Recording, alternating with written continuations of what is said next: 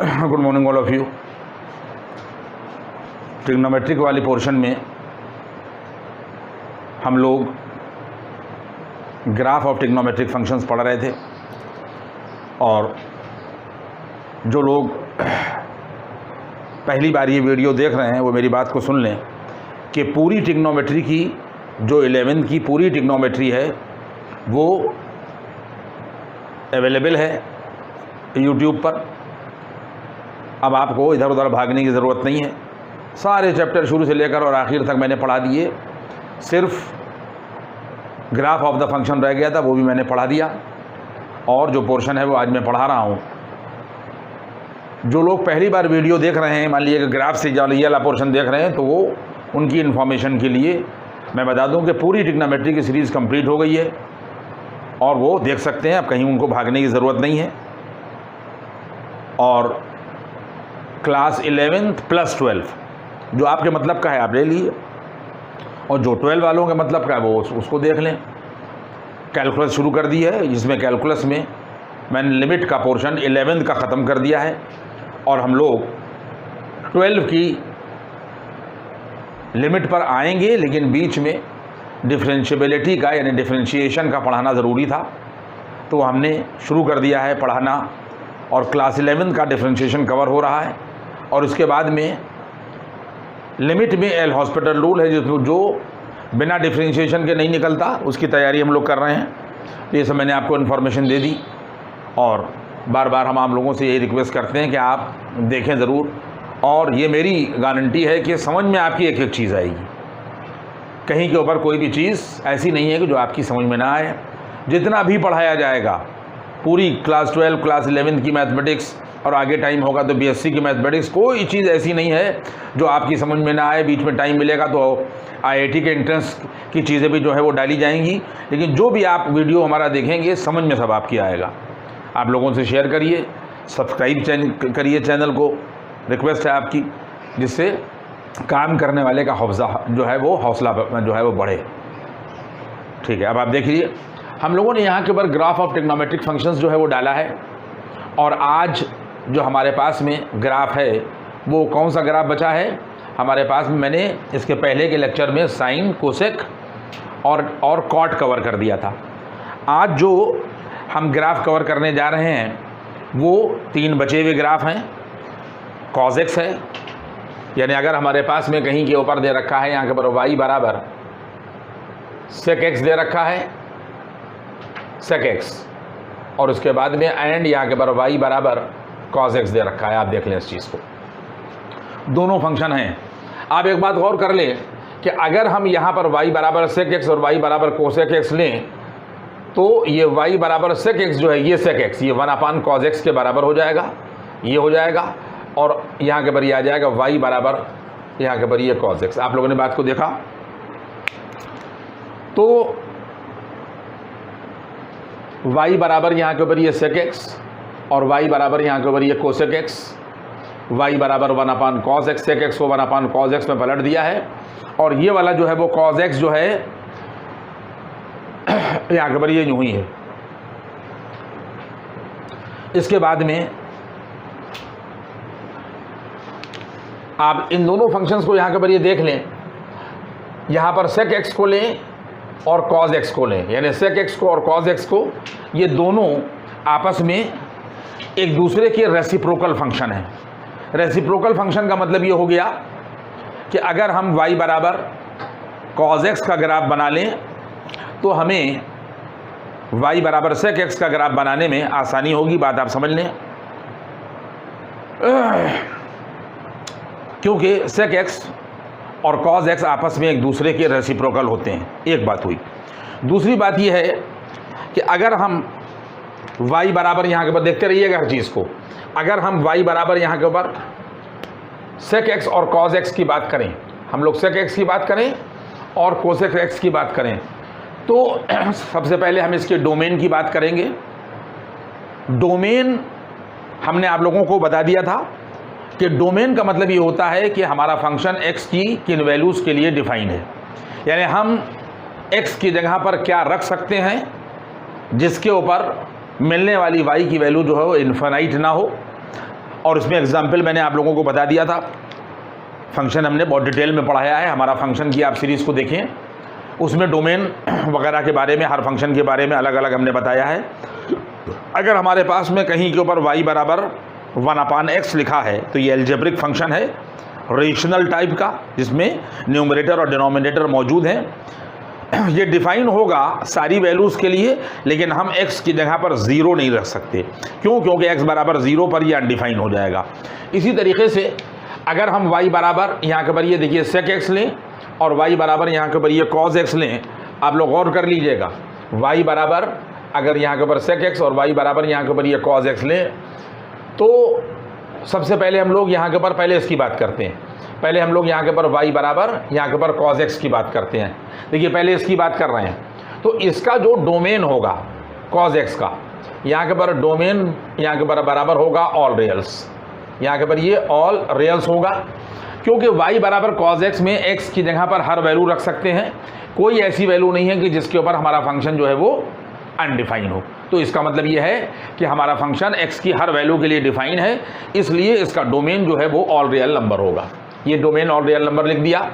और इसके बाद में इसी y बराबर यहाँ के पर cos x की बच्चों जब हम रेंज की बात करेंगे तो रेंज जो है वो हमेशा y से रिप्रेजेंट होगी और ये greater than or equal to -1 less than or equal to 1 होगी। इन्हें कहने का मतलब ये हुआ कि ना तो ग्राफ -1 से नीचे जाएगा और ना +1 से ऊपर जाएगा। हम इस x की जगह पर चाहे 2x कर दें बच्चों और चाहे 100x कर दें, लेकिन रिजल्ट -1 और 1 के बीच में सिर्फ ऑसिलेट करेगा। यानी रेंज हमेशा -1 और 1 के बीच में लाई करेगी। इस cos x की जगह के ऊपर चाहे कुछ भी रख दिया जाए, चाहे 100x और चाहे 1000x, लेकिन वैल्यू जो है वो -1 और 1 के बीच में लाई करेगी। इसका जो पीरियड होता है, ये हमने आप लोगों को परसों वाले फंक्शन में भी बताया था कि पीरियड जो है वो अभी हम आपको ग्राफ में भी दिखाएंगे। पीरियड इसका 2π होता है, आप देख लें। इसका जो पीरियड होता है वो 2π होता है, यानी एक फिक्स 2π के बाद में ये अपनी उसी वैल्यू को बार बार फिर रिपीट करने लगती है। ये सब बातें हमने पीरियोडिक फंक्शन में पढ़ा दी हैं, बार बार इसके ऊपर बहुत ज़्यादा बहस करने की ज़रूरत यहाँ के ऊपर नहीं है। इसके बाद में यहाँ के ऊपर आप देखें, यहाँ के ऊपर हमारे पास यहाँ के भाई देखिए, ये हम लोगों ने यहाँ के ऊपर ये x एक्सिस खींचा और ये हम लोगों ने यहाँ के ऊपर ये y एक्सिस खींचा। आप देख लें इस चीज़ को, यहाँ के ऊपर ये x एक्सिस खींचा और ये हम लोगों ने यहाँ के ऊपर y एक्सिस खींचा और इसके बाद में यहाँ के ऊपर ये 0 ले लिया और इस 0 के ऊपर ये हम लोगों ने यहाँ के ऊपर ये +1 ले लिया। देखिए ये हम लोगों ने यहाँ के ऊपर ये +1 ले लिया और ये देखिए हम लोगों ने आधा ग्राफ इधर कर दिया और आधा ग्राफ हम लोगों ने यहाँ के ऊपर ये कर दिया। देखिए ये माइनस के π/2 होगी। ये cos x की सिर्फ बात की जा रही है, sec x की नहीं। सिर्फ sec और cos में हमने यही रिलेशन बताया है कि दोनों आपस में एक दूसरे के रेसिप्रोकल होते हैं और ये वैल्यू यहाँ के पर +π/2 होगी। 0 पर जो वैल्यू होगी वो आ जाएगी जाकर यहाँ के पर ये +1। आप देख लें इस चीज़ को, 0 पर जो वैल्यू आएगी वो cos 0 बराबर 1 होगा, cos 90 बराबर 0 होगा और cos -90 करें तब भी वैल्यू जो है वो 0 आएगी। और ये मैंने आप लोगों को जब ट्रिग्नोमेट्री पढ़ाई है तो ये बता दिया है कि अगर cos -x है तब भी प्लस का cos x मिलेगा और अगर यहाँ के पर cos प्लस का x है तब भी यहाँ के पर ये प्लस का cos x मिलेगा। यानी यहाँ पर माइनस रखने से इसकी सेहत पर कोई असर नहीं पड़ता। तो चाहे cos -π/2 किया जाए cos 90 और चाहे cos +π/2 किया जाए ये भी cos 90 होगा और y बराबर cos 90 का मतलब y बराबर 0 होगा और y बराबर 0 का मतलब ये है कि ये पॉइंट x एक्सिस को इंटरसेक्ट करेगा। यहाँ तक बात आई। और इसके बाद में जब ये यहाँ के पर ये देखिए ये प्लस के यहाँ के पर ये π/2 है, ठीक है। और इसके बाद में ये ग्राफ देखिए ये ऐसे चला जाता है, ये ऐसे यहाँ के पर ये ग्राफ जो है वो ये देखिए यहाँ के पर ये टर्न लेता हुआ, देखिए यहाँ के पर ये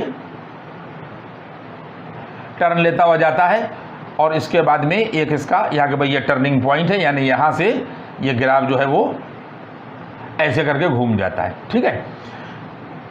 देखिए इंटरवल आप देख लें, ये π/2 हुआ और π/2 के बाद जब हम लोग π/2 और जोड़ेंगे तो ये पाई हो जाएगा, ये पाई है, ये पाई हो जाएगा और ये वैल्यू जो है वो यहाँ के पर ये 3π/2 हो जाएगी। देखिए 3π/2 पाई में π/2 और जुड़ गया और इसके बाद में फिर हमारे पास में यहाँ के पर ये देख लीजिए इस चीज़ को कि यहाँ के पर ये देखिए ये ग्राफ जो है वो ऐसे करके चलता चला जाएगा और ना तो ये +1 से ऊपर जाएगा और ना -1 से ये नीचे जाएगा। यहाँ के पर ये वैल्यू, यहाँ के पर ये 2 पाई हो जाएगी। आप देख लें इस चीज़ को।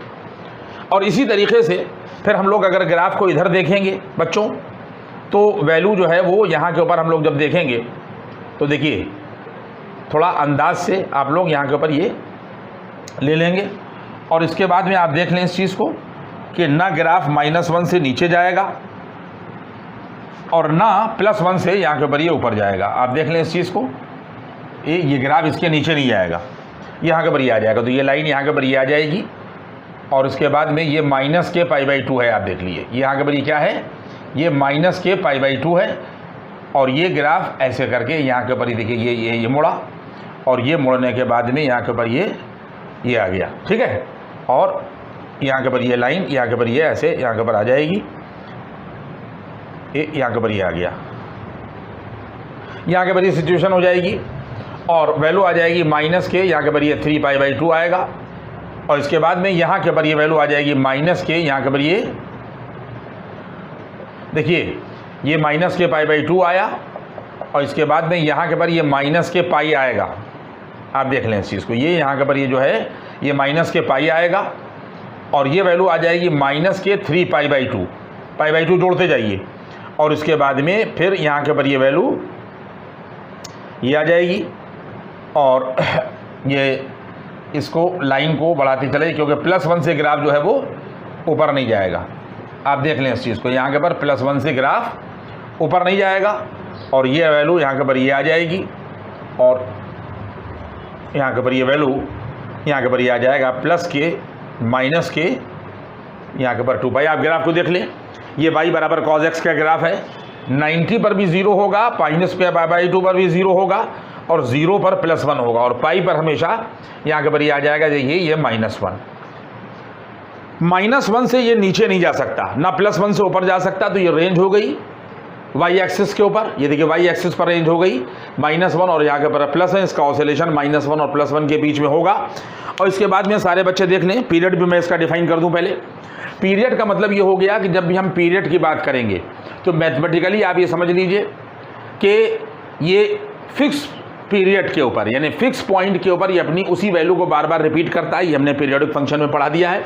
और ग्राफ की शक्ल में क्या होता है कि जितना ऊपर हो उतना ही नीचे हो, वो मिलाकर पीरियड डिफाइन होता है। देखिए अब क्या हुआ कि यहाँ से हम लोग यहाँ के ऊपर ये चले, ठीक है, ये चले। देखिए अब हम लोग पॉजिटिव एक्स एक्सिस पर देख रहे हैं, इधर नहीं देख रहे हैं। यहाँ से चलेंगे, ये आए, इसके बाद में ये पूरा बाउल नीचे से यहाँ के ऊपर ये आया, ठीक है। तो इसका मतलब ये तो पूरा हो गया, लेकिन अभी ये आधा हुआ ऊपर वाला, नीचे तो पूरा हो गया, आधा यहाँ के ऊपर ये हुआ और आधा यहाँ के ऊपर ये ले लिया जाएगा।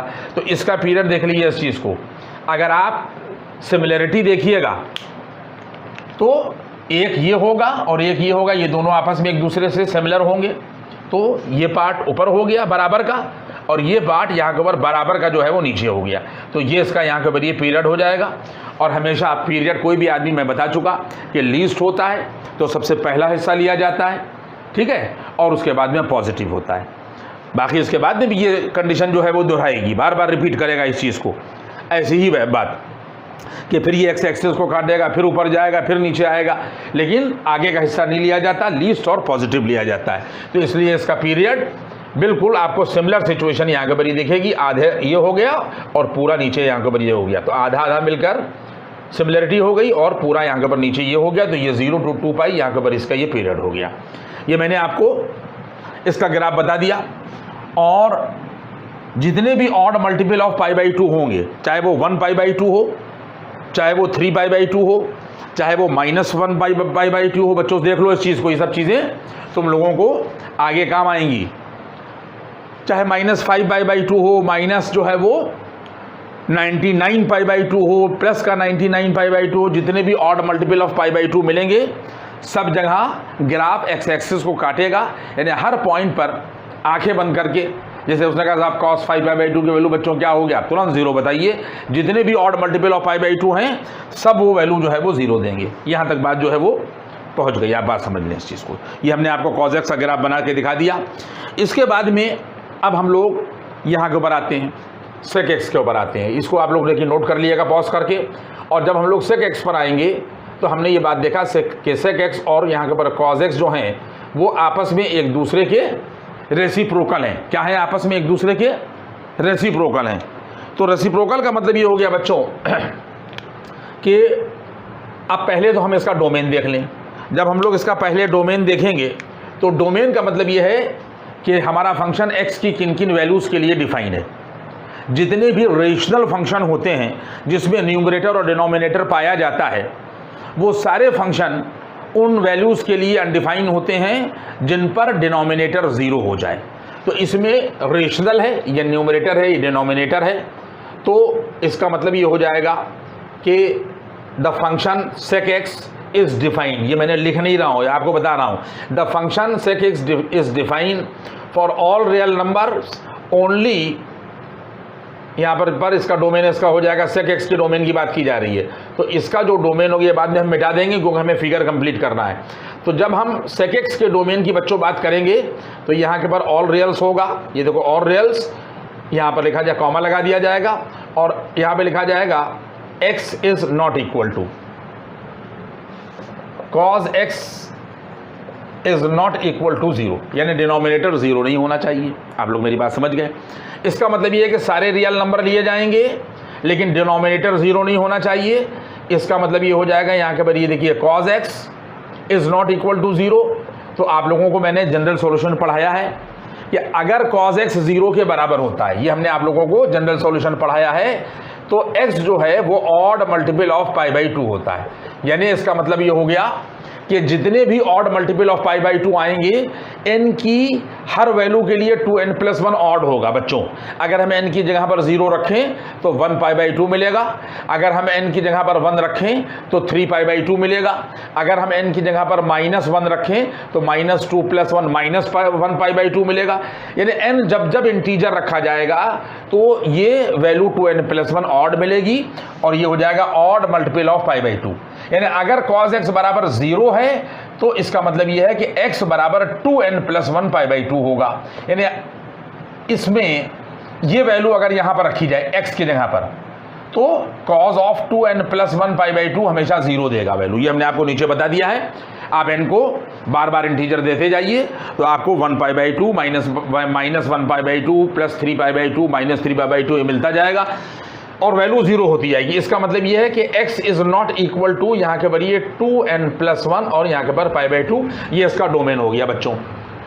इस cos x का डोमेन ऑल रियल नंबर और denominator should not equal to 0। इसका मतलब x is not equal to odd multiple of pi by 2, ये इसका डोमेन हो गया।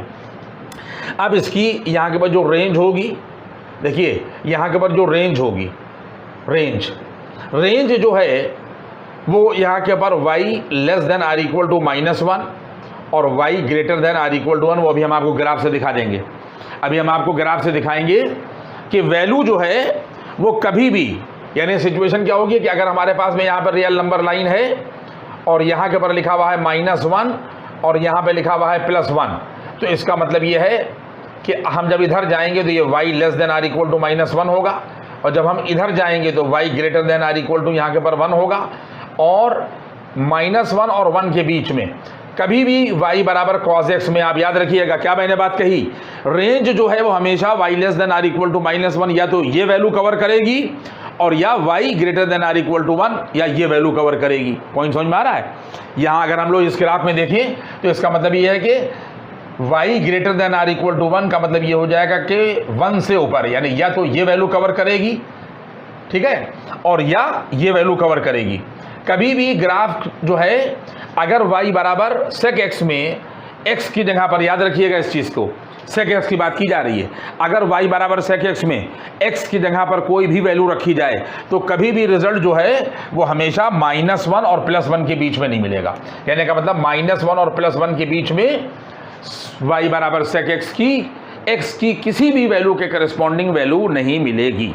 इसका मतलब यह है कि जब हम ग्राफ बनाएंगे तो या तो ग्राफ -1 से नीचे जाएगा और या +1 से ऊपर जाएगा। इसलिए रेंज हमेशा जो है y less than or equal to -1 और y greater than or equal to 1 होगा।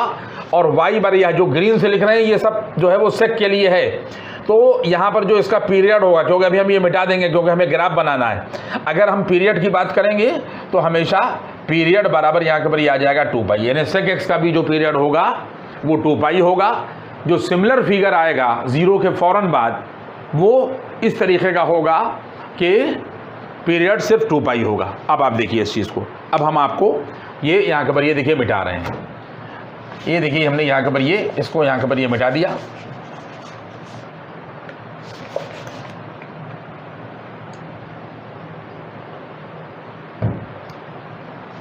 चूंकि y बराबर sec x और देखिए cos x, sec x और cos x यानी sec x और cos x, आप इन दोनों को देख लें, दोनों आपस में एक दूसरे के रेसिप्रोकल हैं। क्या है? दोनों आपस में एक दूसरे के रेसिप्रोकल हैं। तो एक बात y बराबर हमने कोसेक x में उस दिन आपको बताई थी कि जिन वैल्यूज़ के ऊपर हमारा कोई भी फंक्शन का डिनोमिनेटर अनडिफाइन हो उसके ऊपर हम लोग दीवारें खड़ी कर देते हैं, उन दीवारों को वर्टिकल एसिम्प्टोट कहते हैं।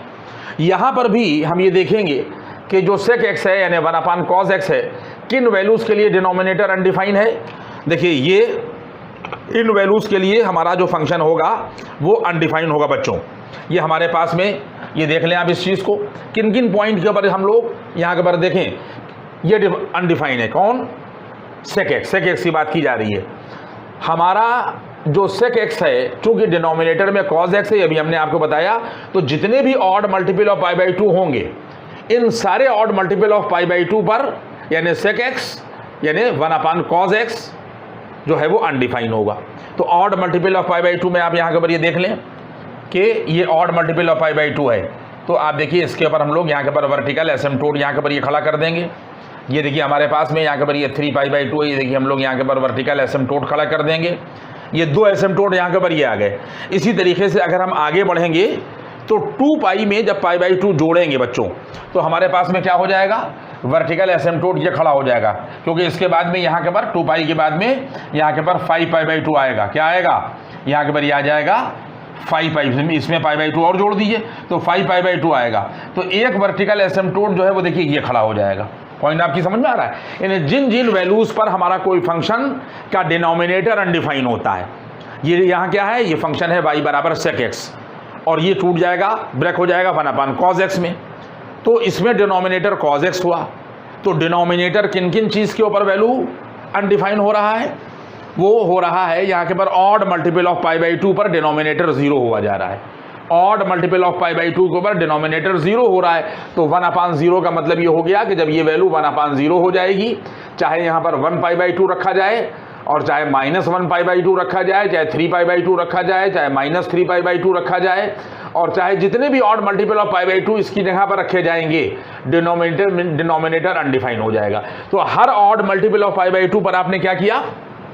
ये देखिए हर ऑड मल्टीपल ऑफ π/2 के ऊपर ये देखिए आप एसिम्प्टोट खड़ा कर देंगे। देखिए यहाँ पर एसिम्प्टोट आ गया क्योंकि ये -π/2 है। फिर ये माइनस के 3π/2 है। देखिए एक एसिम्प्टोट ये चला जाएगा और एक एसिम्प्टोट यहाँ के ऊपर ये आ जाएगा।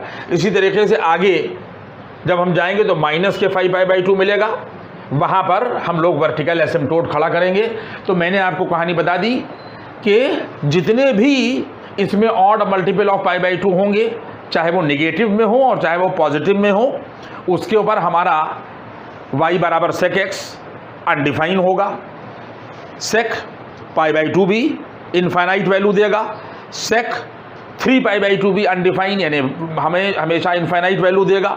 तो सारे ऑड मल्टीपल ऑफ π/2 पर sec x जो है वो अनडिफाइन हो जाएगा। एक बात हुई। दूसरी बात ये है कि जब हम लोग sec x का ग्राफ खींचेंगे तो मैंने आप लोगों को बता दिया कि sec x जो है वो चूँकि cos का रेसिप्रोकल होता है। तो रेसिप्रोकल का मतलब ये है, अब आप बात समझें कि जितने भी, जैसे अगर आपने यहाँ के ऊपर ये देखा, अब आप देखिए इस बात को देखिए, इसका मतलब ये हो जाएगा कि अगर हमारे पास में ये y बराबर cos x का ग्राफ है, किसका ग्राफ है? y बराबर ये cos x का ग्राफ है और इसका जो मुंह है वो ऊपर की तरफ है, तो sec x का मुंह जो है वो नीचे की तरफ हो जाएगा। और हम लोग क्या करेंगे कि देखिए बिल्कुल वैसे ही ग्राफ खींचेगा, ये बहुत बड़ा नहीं खींच पा रहा है, और यहाँ से इस तरीके से टर्निंग देखिए यहाँ के ऊपर ये आ जाएगी। आप देख रहे हैं इस चीज़ को, ये यहाँ के ऊपर ये हमारे पास में टर्निंग ये आ जाएगी। आप गौर कर लीजिएगा कि अगर, क्योंकि दोनों रेसिप्रोकल हैं, दोनों आपस में एक दूसरे के उल्टे हैं, तो ये cos x होगा, तो ये y बराबर यहाँ के ऊपर ये sec x होगा। ये याद रखिएगा, यहाँ के ऊपर y बराबर sec x होगा। और ये हमने उस दिन भी आपको बता दिया था कि ये लाइन जाएगी, ये टर्निंग होगी, एक टर्निंग से इधर घूम जाएगा और ये इधर घूम जाएगा रेसिप्रोकल होने की वजह से, क्योंकि इसका मुंह जो है वो cos x का जो है ऊपर है, तो sec x वाले ग्राफ का मुंह नीचे होगा, एक बात। और दूसरी बात ये है, वर्टिकल ये एसिम्प्टोट हैं। वर्टिकल एसिम्प्टोट का मतलब ये होता है कि ग्राफ कभी भी देखिए इस तरह चलता रहेगा, ये लाइनें भी चलती रहेंगी और ये ग्राफ भी इसके साथ में चलता रहेगा, लेकिन ये लाइनें ग्राफ को किसी पॉइंट पर टच नहीं करेंगी, क्योंकि मैंने आप लोगों को परसों यानी लास्ट टर्न पर में भी ये डेफिनेशन बता दी थी कि एसिम्प्टोट वो लाइनें होती हैं जिनको हम टेंजेंट कहते हैं और इनका कॉन्टेक्ट पॉइंट अनडिफाइन होता है, यानी ये किसी भी पॉइंट पर टच तो करेंगी लेकिन वो पॉइंट अनडिफाइन है। टेंजेंट का मतलब यही होता है कि अगर हमारे पास कोई कर्व है तो उसके यूनिक पॉइंट पर वो लाइन छूती हुई निकल जाए, ठीक है, तो वो टेंजेंट हो जाएगी। तो अगर छू लेगी तो पॉइंट जो है वो दिखेगा कि भाई साहब इस पॉइंट को के ऊपर टच कर रही है। लेकिन यहाँ क्या होता है कि ये दोनों एसिम्प्टोट होते हैं, ये दोनों ग्राफ दोनों तरफ से नीचे तो चलता रहेगा और ये लाइन भी चलती रहेगी, लेकिन ये लाइन और ये ग्राफ आपस में एक दूसरे को किसी पॉइंट पर टच नहीं करेंगे। तो ये ऐसी टेंजेंट हैं कि जिनका कॉन्टेक्ट पॉइंट अनडिफाइन होगा। ये हमने आपको परसों के लेक्चर में भी बहुत डिटेल में बातें बता दी थी। और बात आप समझ लें, ये बढ़ता जाएगा लेकिन आपस में एक दूसरे को कहीं पर टच नहीं करेगा। इसी तरीके से अगर हम लोग देखिए यहाँ पर आएंगे, आप देख लें इस चीज़ को कि अगर हम लोग यहाँ के ऊपर आएंगे तो ये ग्राफ कैसे जा रहा है, ये ग्राफ ऐसे जा रहा है, ऐसे, ठीक है। तो ये ग्राफ यहाँ के ऊपर कैसे जाएगा, ये ग्राफ यहाँ के ऊपर जो है वो यहाँ के ऊपर ऐसे जाएगा। देख लें आप इस चीज़ को कि यहाँ से ये चलेगा, ठीक है, और यहाँ से चलने के बाद में ये देखिए यहाँ के ऊपर ये आ जाएगा, ये यहाँ के ऊपर ये आएगा, ठीक है। देखिए जब हम लोग sec 0 लेंगे, sec 0, तो sec 0 पर 1 होगा। अगर y बराबर यहाँ के ऊपर sec x लिखा है बच्चों, अगर y बराबर sec x लिखा है और sec 0 है तो sec 0 की वैल्यू यहाँ के ऊपर 1 होगी। तो जहाँ के ऊपर ये 0 है ना, तो यहाँ के ऊपर ये 1 आएगा। और इसके बाद में फिर सिचुएशन क्या होगी कि जैसे जैसे x π/2 की तरफ अप्रोच करेगा, ठीक है, y बराबर sec x में y बराबर यहाँ के ऊपर ये हमारे पास में sec x है, जैसे जैसे x जो है वो π/2 की तरफ अप्रोच करेगा, ठीक है, तो y की तरफ अप्रोच करेगा, y जो है वो प्लस इन्फिनिटी की तरफ अप्रोच करेगा। क्लियर हो रही बात ये। तो जैसे जैसे हमारे पास में यहाँ के ऊपर ये वैल्यू जाएगी तो यहाँ के ऊपर हमारे पास में ये वैल्यू इस तरीके से ग्राफ जो है वो ऊपर की तरफ बढ़ना शुरू होगा ना। ये लाइन ये ग्राफ है, आप समझ लीजिए y बराबर sec x का ग्राफ है, आप ध्यान दे लें, ठीक है। क्यों? क्योंकि यहाँ पर हिस्सा जो है वो सिर्फ इतना है, ये है ना, तो इसके जो अपोजिट जाएगा वो ऐसे पार्ट जाएगा, यानी इतना पार्ट यहाँ पर है तो इतना ही पार्ट यहाँ पर होगा। और ये लाइनें यानी ये एसिम्प्टोट चलते रहेंगे लेकिन ये दोनों आपस में एक दूसरे को टच नहीं करेंगे। तो इसके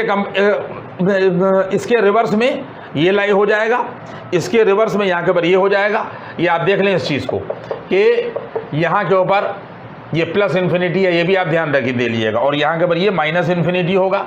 ये y बराबर cos x का ग्राफ है, ये वाला, ये देखिए y बराबर यहाँ के ऊपर ये cos x का ग्राफ है और ये जो ग्राफ है ये y बराबर यहाँ के ऊपर ये sec x का ग्राफ है। तो इसके कंपैरिजन में रिवर्स ये हो गया, इसके कंपैरिजन में रिवर्स यहाँ के ऊपर ये हो गया, और इसके बाद में अब यहाँ के ऊपर ये देखिए।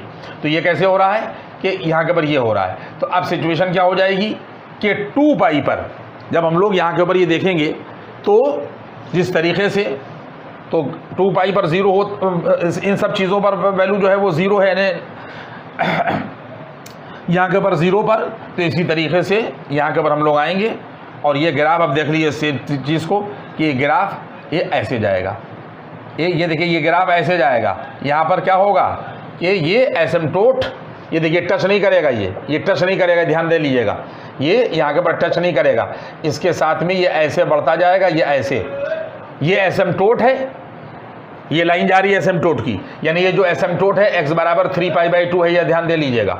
इस एसिम्प्टोट से ये ग्राफ ऐसे जाएगा, यानी अगर ये यहाँ के ऊपर ये है, यहाँ के ऊपर ये cos x का, cos x के लिए देखिए ये जा रहा है तो इसी पॉइंट से फिर ये यहाँ से जो सेक एक्स है वो इस तरीके से यहाँ के पर ये उल्टा हो जाएगा। पॉइंट आपकी समझ में आ रहा है।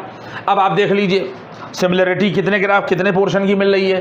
देखिए सिमिलरिटी ये मिली, ठीक है, इसमें ये यहाँ के पर ये और ये ऊपर हो गया और ये पूरा नीचे हो गया, तो ग्राफ कितना हो गया, यहाँ के पर ये आ जाएगा, यहाँ के पर ये 2π। आप देख रहे हैं इस चीज़ को। तो इतने पोर्शन में आप देख लें इस चीज़ को, इतने पोर्शन में यहाँ के ऊपर क्या सिचुएशन हो जाएगी कि यहाँ के ऊपर ये मिल जाएगा, ये मिला और ये मिला, तो ये तो ऊपर हो गया, ये सेक एक्स की बात कर रहा हूँ, ये ऊपर हो गया, एक ही जैसा ऊपर हो गया, और एक ही जैसा जो नीचे होगा देखिए ये आ गया।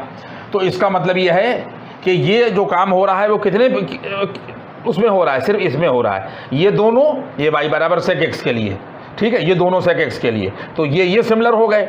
अब सेक एक्स का नीचे वाला पार्ट देखें तो यहाँ के पर ये नीचे पार्ट आ गया, तो इसका मतलब ये हो गया कि इसका भी जो पीरियड होगा वो सिर्फ ये 2 सिमिलर पोर्शन ये हो गए और एक सिमिलर पोर्शन जो है वो नीचे आ गया, ठीक है। वैसे ऐसा ही, यानी इसका और इसको मिलाकर ये बराबर हो जाएगा। आप देख लें इस चीज़ को, इसके कंपैरिजन में ये आ जाएगा और इसके कंपैरिजन में यहाँ के पर ये आ जाएगा, ठीक है।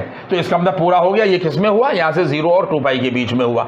और ये मैंने आपको बता दिया था कि इसकी रेंज जो है हमेशा क्या होगी, सिर्फ यहाँ से चल रही है, तो इसका मतलब 1 से ऊपर रहेगी और -1 से यहाँ के ऊपर जो है नीचे रहेगी, इसलिए इसमें कहीं के ऊपर भी ग्राफ नहीं होगा। सेक एक्स का ग्राफ इसमें नहीं है, इसमें कॉज एक्स का है, तो ग्राफ या तो ऊपर जाएगा और या ग्राफ यहाँ के ऊपर नीचे जाएगा। और आखिरी बात फिर अब से यहाँ के ऊपर आप देख लें कि एक एसिम्पटोड आपने कहाँ खड़ा किया है, एक एसिम्पटोड आपने यहाँ के ऊपर ये खड़ा किया है, ठीक है, और एक एसिम्पटोड यहाँ के ऊपर ये खड़ा किया है। तो अगर इसका मुंह ऊपर की तरफ है तो देखिए ये लाइन नीचे आ जाएगी और ये देखिए यहाँ के ऊपर ये ग्राफ हो जाएगा, ये आ गया, और ये भी इसी तरीके से चलता रहेगा। यहाँ पर भी सिचुएशन होगी कि ये इसको टच नहीं करेगा, ठीक है। ये दोनों एसिम्पटोड हो गए और ये देखिए ये सेक एक्स का ग्राफ हो जाएगा, ये सेक एक्स का हो जाएगा और ये यहाँ के ऊपर कॉज एक्स का हो जाएगा। ये दोनों आपस में एक दूसरे के रेसिप्रोकल हो गए। इसके बाद में ये है, ये किसका है, ये यहाँ के ऊपर ये हमारे पास में यहाँ के ऊपर कॉज एक्स का है। तो इसके कंपैरिजन में यहाँ के ऊपर हमारे पास में आप देख लें इस चीज़ को कि यहाँ के ऊपर ये सेक एक्स का होगा, तो वैल्यू हो जाएगी, एक ये आ गया, ठीक है। और उसके बाद में यहाँ के ऊपर हम लोग जाएंगे और उसके बाद y बराबर यहाँ के ऊपर सेक एक्स है,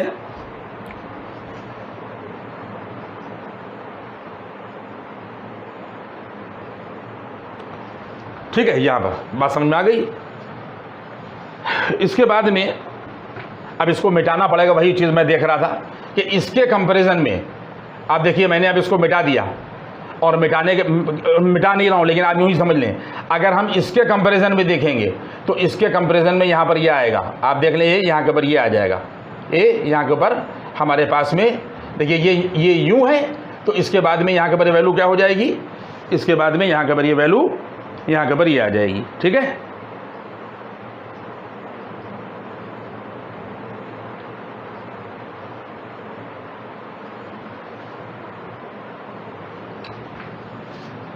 ठीक है, ये है यहाँ के ऊपर y बराबर कॉज एक्स का ग्राफ। ये क्या है, यहाँ के ऊपर ये y बराबर, यहाँ के ऊपर ये y बराबर, यहाँ के ऊपर ये कॉज एक्स का ग्राफ, ये पूरा है। आप देख लें यही चीज़ थोड़ी सी वो हो रही थी, ये y बराबर यहाँ के ऊपर कॉज एक्स का है। तो इसके ऊपर जो रिवर्स होगा वो देखिए यहाँ के ऊपर ये होगा। आप देख लें इस चीज़ को, यहाँ के ऊपर हमारे पास में यहाँ के ऊपर ये होगा, ये इसके जो रिवर्स में होगा ये होगा, ये y बराबर यहाँ के ऊपर ये देखिए y बराबर यहाँ के ऊपर ये सेक एक्स का ग्राफ, ये देखिए सेक एक्स का हो जाएगा और ये एसिम्पटोड हो जाएंगे। सिर्फ पीरियड इसलिए 0 के उधर लिया गया था, इसीलिए मैंने आधा ग्राफ बनाया था कि 0 के उधर अगर आप देखिएगा तो ये 2 सिमिलर मिलेंगे, 0 के उधर नेगेटिव हिस्से में नहीं, तो ये 2 सिमिलर मिलेंगे और एक इसका सिमिलर ये मिलेगा, तो पीरियड 2π में हो जाएगा। लेकिन जब हम लोग इधर नेगेटिव हिस्से में आएंगे तो इस पूरे बाउल का कॉज एक्स का जो उल्टा होगा वो यहाँ के ऊपर जो है वो यहाँ के ऊपर ये होगा, ये दोनों यहाँ के ऊपर एसिम्पटोड हो जाएंगे और ये ग्राफ क्या होता जाएगा कि ऐसे जाता जाएगा, लेकिन ये लाइन यानी ये एसिम्पटोड इसको टच नहीं करेगा। तो इसके रिवर्स में ये हो जाएगा, ये y बराबर देखिए सेक एक्स हो गया, ये कॉज एक्स हो गया, ये कॉज एक्स हो गया, ये सेक एक्स हो गया, ये कॉज एक्स हो गया और ये यहाँ के ऊपर ये सेक एक्स हो गया। और अगर हम लोग इसको यूँ करके मिला देते तो फिर ये यूँ चला जाता। बात आप समझ लें इस चीज़ को। और इसके बाद में क्या होगा कि सिर्फ अब हमारा ये पोर्शन बचा, और जब ये पोर्शन बचेगा तो ये देखिए यहाँ के ऊपर ये ऐसा जा रहा है, और आगे जाने के बाद में ये माइनस के 5π/2 पर ऐसा हो जाता। तो सिर्फ हमने चूंकि आधा ही पोर्शन लिया है तो इसलिए हम लोग यहाँ के ऊपर ये आधा ही पोर्शन यहाँ के ऊपर ये देखिए दिखा देंगे, ये करके दिखा देंगे, ये ग्राफ जा रहा है। अगर हम ये पूरा यहाँ के ऊपर बाउल पूरा कर लेते और माइनस का 5π/2 यहाँ के ऊपर आ जाता तो फिर क्या होता कि फिर ये ग्राफ ऐसे होता, तो ये बाउल ऐसे आ जाता। ये मैंने आपको दिखा दिया। ये हिस्सा जो है वो यहाँ के ऊपर ये sec x का होगा, और इसके एसिम्पटोट्स क्या होंगे यहाँ पर अगर आप लोग देखिएगा तो इसके एसिम्पटोट्स होंगे ऑड मल्टीपल ऑफ π/2। इसका मतलब ये है कि 2n+1 और इनटू यहाँ के पर π/2, जितने भी ऑड मल्टीपल ऑफ π/2 होंगे वो सब इनके एसिम्पटोट्स होंगे। ये हमने आपको समझा दिया cos x का, और इसके बाद में यहाँ के पर ये sec x का हमने आपको यहाँ के पर समझाया। अब इसके बाद में मैं इसको, आप लोग इसकी स्क्रीन फोटो ले लीजिए। मैंने एक एक पॉइंट आपको समझा दिया, ये बात आप समझ लीजिएगा। बस अपने दिमाग में रखिएगा, जब भी sec x खींचिएगा तो हमेशा cos x में उसका उल्टा ज़रूर उसी तरीके का फीड कर दिएगा। ये अगर cos x होगा तो उसका उल्टा ऐसा आ जाएगा, ये sec x रिप्रेजेंट करेगा। अगर हमारे पास में ये cos x है, यानी अगर हम ये लोग पूरा कर दें तो ये पूरा बाउल ऊपर चला जाएगा, लेकिन हमने चूंकि आधा लिया है तो इसलिए हमने इसका आधा लिया है। तो इस तरीके की सिचुएशन मैंने आपको यहाँ के पर समझाई।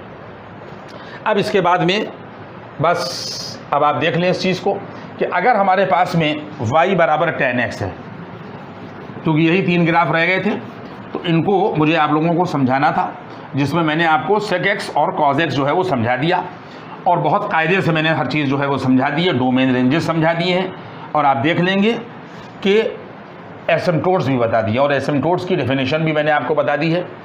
और इसके बाद में आप देख लें कि अगर हमारे पास में y बराबर यहाँ के पर ये tan x है, देखिए ये y बराबर यहाँ के पर ये tan x है, ये देखिए y बराबर tan x। देखिए ये हम लोगों ने यहाँ के पर ये y बराबर यहाँ के पर ये tan x ले लिया बच्चों, और इसको आप देखेंगे कि tan x को हम लोग sin x अपान cos x में ब्रेक कर देंगे। ये देखिए हमने ब्रेक कर दिया। और डोमेन में मैंने आपको बता दिया कि डोमेन रेशनल फंक्शन में जिसमें न्यूमरेटर और डिनोमिनेटर मौजूद है ऑल रियल नंबर होगा, लेकिन वो पॉइंट छोड़ दिए जाएंगे कि जिस पर डिनोमिनेटर 0 होगा। तो यहाँ पर जो इसका जो डोमेन होगा ये आ जाएगा यहाँ के पर ऑल रियल्स, ये देखिए ऑल रियल्स होगा, और x इज यानी cos x is not equal to 0। इसका मतलब x is not equal to, अभी पूरा बता चुके, ऑड मल्टीपल ऑफ π/2, ये इसका डोमेन हो जाएगा। इसकी जो यहाँ के पर रेंज होगी, यहाँ के पर रेंज बराबर ऑल रियल्स होगी, अभी आप ग्राफ में देख लीजिएगा, यानी इसके डोमेन के करस्पॉन्डिंग x की जगह पर कोई भी वैल्यू रखी जाएगी तो हमें कोई ना कोई वैल्यू मिलेगी, रेंज ऑल रियल नंबर होगा। इसका जो पीरियड होगा बच्चों, यहाँ के पर इसका जो पीरियड होगा बराबर यहाँ के पर ये पाई होगा, अभी आप देख लेंगे ग्राफ में पीरियड इसका पाई होता है। और इसमें जो इसके एसिम्पटोट होते हैं, एसिम्पटोट हमेशा ऑड मल्टीपल ऑफ π/2 होते हैं। क्या होते हैं? हमेशा एसिम्पटोट 2n+1 यहाँ के पर ये π/2 होगा। ये देखिए यहाँ के ऊपर हमारे पास में 0 आ गया, ये देखिए ये 0 आया, और इसके बाद में यहाँ के पर ये π/2 हो जाएगा। π/2 के बाद में फिर हम लोग और आगे बढ़ेंगे, और थोड़ा सा आगे ले लिए करके यहाँ के पर ये π/2 हो जाएगा, और π/2 के बाद में फिर यहाँ के पर ये आ जाएगा 0 to यहाँ के पर π/2। ठीक है, 0 to यहाँ के पर ये π/2। एक सेकेंड,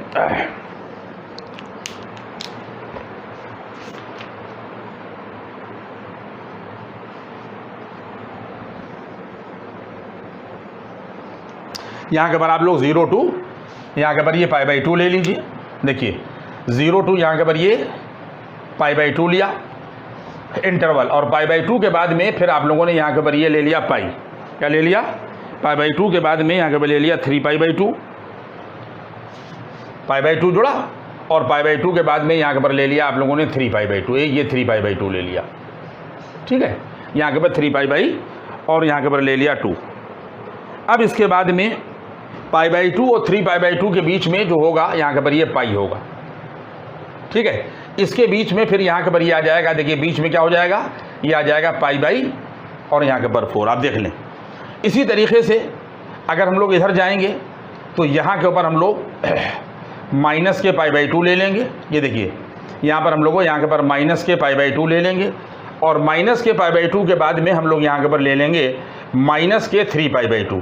ऑड मल्टीपल ऑफ π/2 लिया जा रहा है, तो इसके बीच में यहाँ के ऊपर ये ले लिया गया और इसके ठीक बीच में यहाँ के ऊपर आ जाएगा माइनस के π/4। ये देखिए माइनस के π/4 आएगा और इसके बीच में यहाँ के ऊपर ये आ जाएगा माइनस के पाई। अब आप लोग समझ तो गए ना मेरी बात।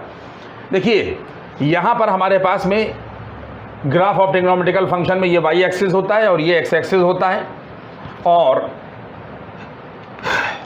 चूंकि हमारे पास में ये फंक्शन जो y बराबर यहाँ के ऊपर tan x sin x अपन cos x दे रखा है, डिनोमिनेटर जिन जिन पॉइंट्स पर अनडिफाइन होगा वो सब इसके वर्टिकल एसिम्प्टोट होंगे। तो इसका मतलब ये है कि एक वर्टिकल एसिम्प्टोट जो है वो यहाँ के ऊपर ये आ जाएगा। देखिए ये ऑड मल्टीपल ऑफ π/2, इन्हें π/2 पर एक खड़ा किया जाएगा। इसके बाद में 3π/2 पर भी अनडिफाइन होगा। इसी तरीके से माइनस के π/2 के ऊपर भी ये अनडिफाइन होगा। इसी तरीके से हमारा यहाँ के ऊपर ये माइनस के 3π/2 पर भी अनडिफाइन होगा। इसके बाद में अगर हम ये कहें आपसे कि y बराबर tan x में अगर x की जगह पर π/4 रखा जाए तो बताइए π/4 के करस्पॉन्डिंग वैल्यू क्या मिलेगी। पहले बताइए कि 0 पर क्या मिलेगी। आप कहेंगे कि y बराबर tan x में अगर x की जगह पर 0 रखा जाए तो y भी 0 मिलेगा, तो पहला पॉइंट ये हो जाएगा। और π/2 पर क्या मिलेगी, π/2 पर ये देखिए अगर यहाँ के ऊपर ये +1 है तो इसके करस्पॉन्डिंग यहाँ के ऊपर वैल्यू ये मिलेगी। इसका मतलब ये है कि ग्राफ यहाँ से चलेगा और ये आएगा। और चूंकि जो tan x है ये इंक्रीजिंग फंक्शन है, जैसे जैसे x की वैल्यू π/4 से बढ़ती जाएगी वैसे वैसे tan की यानी y की वैल्यू भी बढ़ेगी। इसका मतलब ये हो जाएगा कि अगर x जो है, आप दिमाग में रख लें कि अगर x जो है π/2 की तरफ अप्रोच करेगा यानी x लार्ज होगा, यानी जैसे जैसे π/2 की तरफ बढ़ेगा y जो है वो +∞ की तरफ बढ़ेगा। देखिए +∞। क्यों? क्योंकि y बराबर tan x जो है ये इंक्रीजिंग फंक्शन है। हम x की वैल्यू को बढ़ाते जाएंगे, y बढ़ता जाएगा। ठीक है, तो x इन्फिनिटी होगा तो y 0 हो जाएगा। तो इसका मतलब ये हो जाएगा कि अगर x अगर 90 होगा तो y इन्फिनिटी हो जाएगा, और अगर x π/2 की तरफ अप्रोच करेगा तो y जो है वो इन्फिनिटी की तरफ यानी ऊपर वाल जाएगा। और ये ग्राफ इस तरीके से यहाँ के ऊपर ये ऐसे चलता जाएगा और ये एसिम्प्टोट है। x बराबर π/2 जो है ये एसिम्प्टोट होगा, तो इसका मतलब ये भी बढ़ता जाएगा और ये ग्राफ भी बढ़ता जाएगा, लेकिन दोनों आपस में एक दूसरे को टच जो है वो कभी नहीं करेंगे। अब इसके बाद में क्या होगा, अगर हम आपसे पूछेंगे 0 पर क्या होगा, क्या आप कहेंगे 0 होगा, और हम कहें कि माइनस के π/4 पर क्या होगा, आप कहेंगे -1 होगा। तो इसका मतलब ग्राफ ही आ जाएगा। और जैसे जैसे x की वैल्यू जो है वो घटेगी तो y भी घटेगा। इसका मतलब ये है कि x जैसे जैसे माइनस के π/2 की तरफ अप्रोच करेगा y जो है वो -∞ की तरफ अप्रोच करेगा, और ये वैल्यू यहाँ के ऊपर इस तरीके से आती जाएगी। ये दोनों एक दूसरे को छुएंगे नहीं। बस -π/2 और π/2 के बीच में जैसा ग्राफ आया है, आप ये समझ लें इस चीज़ को, ऐसे ही ग्राफ जो है वो आगे बढ़ते जो है वो चले जाएंगे। अगर हम लोग π/2 और 3π/2 के बीच में देखेंगे तो फिर यही बात वैल्यू आएगी कि ये ग्राफ जो है वो देखिए यहाँ के ऊपर ये ऐसा, यहाँ के ऊपर ये जाएगा, यानी इसके साथ में एसिम्प्टोट बढ़ता जाएगा, और ये वैल्यू यहाँ के ऊपर ये ऐसी आएगी। जो सिचुएशन इसमें हुई है वही सिचुएशन जो है जैसे 0 और π/2 के बीच में हुई है वही π/2 और 3π/2 के बीच में होगी। अगर हम लोग पाई रखेंगे तो पाई पर 0 हो जाएगा। ठीक है, tan पाई हमेशा 0 होगा, और जैसे जैसे हम लोग 3π/2 की तरफ बढ़ेंगे y जो है वो +∞ की तरफ बढ़ेगा। इसमें भी यही होगा कि x जैसे जैसे 3π/2 की तरफ बढ़ेगा, जितने भी ऑड मल्टीपल ऑफ π/2 हैं, तो y जो है वो +∞ की तरफ बढ़ेगा। और इसमें सिचुएशन क्या हो जाएगी कि जैसे जैसे हम लोग इधर वैल्यू लेंगे यानी घटाएंगे वैल्यू को, क्या करेंगे हम लोग π/2 की तरफ इधर से अप्रोच करेंगे, किधर से, राइट से, तो ये ग्राफ जो है वो नीचे भागता जाएगा। 3π/2 की तरफ लेफ्ट से अप्रोच होगी और π/2 की तरफ जो है वो राइट से अप्रोच होगी, तो ग्राफ जो है वो नीचे जाएगा। अब इस पर बहुत हमें रोशनी नहीं डालना है, जैसा पार्ट ये आया वैसी पार्ट यहाँ के ऊपर ऐसा होगा, और इसी तरीके से यही सिचुएशन यहाँ पर होगी कि ये ग्राफ हमारा जो है, देख लीजिए इस चीज़ को मैं ग्रीन से बनाई दे रहा हूँ। -π से क्या होगा कि -π पे तो 0 हो जाएगा, और ये ग्राफ इस एसिम्प्टोट का पीछा करता रहेगा, और ये ग्राफ इस तरीके से ये एसिम्प्टोट का पीछा यहाँ के ऊपर करता रहेगा। सिचुएशन ये होगी कि जैसे जैसे हम इधर बढ़ेंगे y जो है वो माइनस इन्फिनिटी की तरफ जाएगा, और जैसे जैसे माइनस π/2 की तरफ हम लोग जो है लेफ्ट से अप्रोच करेंगे, ये यहाँ के ऊपर ये प्लस इन्फिनिटी की तरफ, यानी ये सिचुएशन कि इसको इसके डायरेक्शन को दिखाएगा। ये इसके साथ में ये हमने ऊपर बनाया नहीं है, समझे। ऐसे बनाने के बाद में ये ग्राफ इस तरीके से भागता रहेगा और ये ऐसे जाएगा। ये y बराबर पूरा 10x का यहाँ के ऊपर ग्राफ हो गया। इसके एसिम्पटोट्स सारे क्या हो गए, ऑड मल्टीपल ऑफ π/2। देखिए, बताने का इरादा नहीं था, लेकिन मैंने ये सब बातें आपको बता दी। मैंने बहुत आपको कायदे से जो है तीनों ग्राफ 6 ग्राफ जो है वो पढ़ा दिए। लेकिन मैं आपको बता दूं कि अगर कोई भी फंक्शन हमारे पास में होता है, यानी किसी का भी, जैसे अगर हम लोग मान लीजिए कि sin 4x का ग्राफ बनाएं, तो sin 4x का ग्राफ बनाने में कोई प्रॉब्लम नहीं है, क्योंकि x की जगह पर चाहे 4x कर दिया जाए और चाहे 100x कर दिया जाए, ग्राफ का जो ऑसिलेशन है वो -1 और +1 से के अंदर ही रहेगा। मैं एक ख़ास बात की तरफ आपको इशारा कर रहा हूँ कि मेरे पास इस वक्त यहाँ के ऊपर टाइम नहीं है, परमिट नहीं कर रहा, लेकिन मैं आपको एक ख़ास बात की तरफ इशारा कर रहा हूँ कि आप जाके देखिए पीरियोडिक फंक्शन जो हमने पढ़ाया फंक्शन वाली सीरीज़ में, तो हर फंक्शन का, जितने भी ट्रिग्नोमेट्रिकल फंक्शन है, पीरियड निकालना सिखाया है। जैसे अगर हम लोग कहीं के ऊपर sin x ले रहे हैं, अगर हम कहीं के ऊपर ले रहे हैं y बराबर, जैसे हम लोग ले रहे हैं, हमारे पास sin 4x लिखा हुआ है, तो अगर हम लोग साइन देखेंगे तो इसका जो पीरियड होगा, अगर हम लोग साइन देखेंगे तो 2π ऊपर जाता है और नीचे यहाँ के ऊपर ये नीचे x का मल्टीपल लगा दिया जाता है। इसका मतलब ये हो जाएगा कि p बराबर यहाँ के ऊपर जो इसका पीरियड होगा वो आ जाएगा 2π अपान यहाँ के ऊपर 4। इसका मतलब ये है कि π/2। बात आप समझ रहे हैं।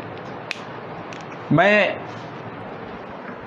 आप लोगों को बताना तो चाहता हूं कि मैं बहुत से ग्राफ बना के आपको मैं सिखाऊं, क्योंकि मुझे कहीं के ऊपर कोई प्रॉब्लम नहीं है ग्राफ बनाने में। मैं आपको बता रहा हूं कि अगर, अब आपने क्या देखा कि अगर y बराबर यहाँ के ऊपर ये sin x है, जैसे y बराबर मान लिए कि sin x है, तो y बराबर sin x का sin 4x का आपने पीरियड निकाला। तो हमने पीरियड निकालने का आपको तरीका बताया, ये है कि साइन है तो ऊपर 2π रख दिए, क्योंकि साइन का पीरियड 2π होता है, और नीचे x का मल्टीपल रख दीजिए, तो बराबर यहाँ के ऊपर आ जाएगा π/2। इसका मतलब ये हो गया कि जब आप इसका ग्राफ खींचेंगे, आप देखिए रफ स्केच देखिए यहाँ के ऊपर ये, कि अगर आप लोग y बराबर sin 4x का ग्राफ खींचेंगे तो जो रेंज है यहाँ के ऊपर, जो रेंज है वो जो है वो +1 और -1, यहाँ पे देख लीजिए इस चीज़ को, -1 से नीचे नहीं जाएगी ना +1 से ऊपर जाएगी, क्योंकि साइन फंक्शन है। 4x रखें चाहे 100x रखें, बस सिर्फ पीरियड से ग्राफ खिंच जाता है, ये 0 हो गया। अगर खाली y बराबर sin x होता तो आप क्या करते कि एक पीरियड के लिए यहाँ के पर आप 2π रख देते, है ना, खाली sin x होता। लेकिन 4x है तो आपने पीरियड के लिए यहाँ के पर π/2 रख दिया।